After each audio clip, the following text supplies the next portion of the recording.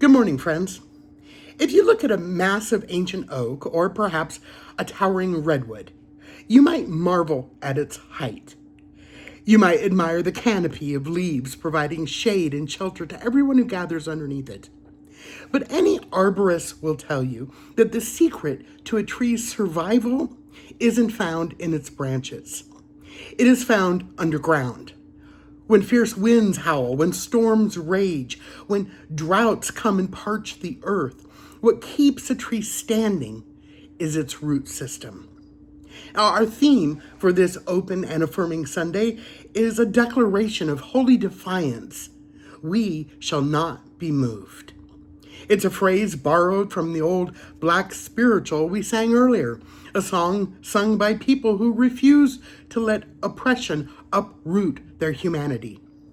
But to stand unmoved when the winds of hostility, political scapegoating, and religious rejection blow against the LGBTQ community, we must ask ourselves, what is keeping us anchored? We are a three-part harmony this morning: love, justice, and affirmation. My friends who spoke before me explored how we are rooted in justice and affirmation. But today, I have the profound privilege of talking about the foundational soil that feeds it all. We cannot have true justice, we cannot have authentic affirmation unless we are first fiercely and undeniably rooted in love. To understand why being rooted in love is so revolutionary, we must acknowledge the soil that many queer, trans, and non-binary people have been forced to grow in. For generations, the message targeting our community from many religious institutions wasn't love. It was a message that forced people to shrink, to hide, to assimilate, or to disappear entirely. Too many LGBTQ plus people grew up in a spiritual soil that was toxic, soil laced with the poison of fear, judgment, and rejection. When you grow up in that kind of environment, your roots learn to protect themselves. They curl inward. You learn to survive by hiding who you are. You learn to quiet your song.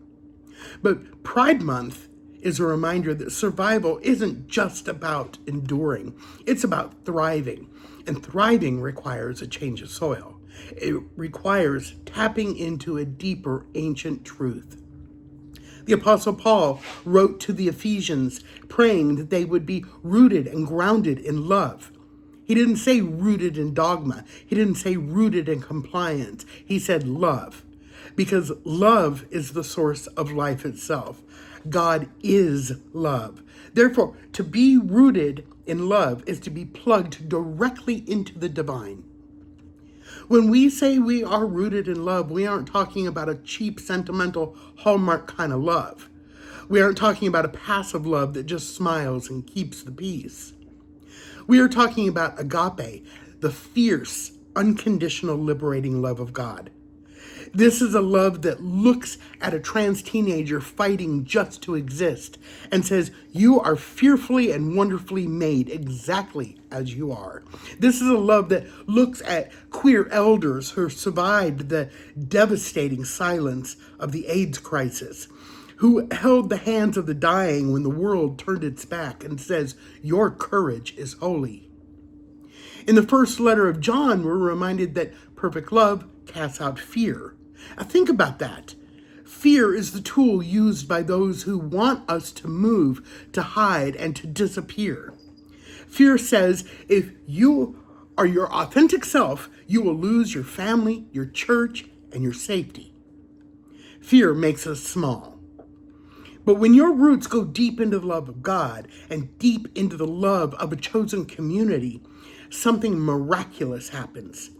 That love acts like a shield against fear. When you know deep down in your marrow that you are fundamentally, irrevocably loved by the creator of the universe, the fearful opinions of the world lose their power over you. Love becomes our protest. Joy becomes our resistance. And there's another beautiful thing about roots. In a forest, trees don't grow in isolation. Underneath the soil, their roots intertwine. They connect with one another. Through this underground network, trees actually share nutrients. If one tree is sick or struggling, the surrounding trees send resources through the root system to keep it alive. That is what the Open and Affirming Coalition is. That is what UCV is both called to be and chosen to be. We are an underground and overground network of love. The world is hostile, and when legislation sessions threaten the dignity of our trans siblings, when the news cycle is exhausting, we do not stand alone. Our roots are intertwined. When you're too tired to stand, the root system of this community holds you up. When your song falters, the person sitting next to you sings you steady. We pass the nutrients of hope, joy, and resilience back and forth through the love we share. And this is how we sing ourselves steady, from Stonewall to Emily's Space, to the steps of state capitals today. Our people have always known that loving one another out loud is the most radical thing we can do. Church, the winds are going to keep blowing. We know this. The struggle for full liberation and safety for LGBTQ people is not over. But because we are rooted in love, we do not have to be afraid. Love is our anchor. Love is our nourishment. Love is the reason we refuse to shrink. We will continue to build tables where everyone is welcome. We will continue to protect our youth. We will continue to honor our elders. We will continue to dance, to marry, to transition, to create, and to worship with unapologetic joy. So as we wrap up our Pride celebrations, let us sink our roots even deeper into the unconditional, boundless love of God. Let our roots wrap around one another in solidarity and care. And when the world tells us to move, we will look them in the eye and we will join our voices together and we will sing. Just like a tree that's planted by the water, we shall not be moved. Amen.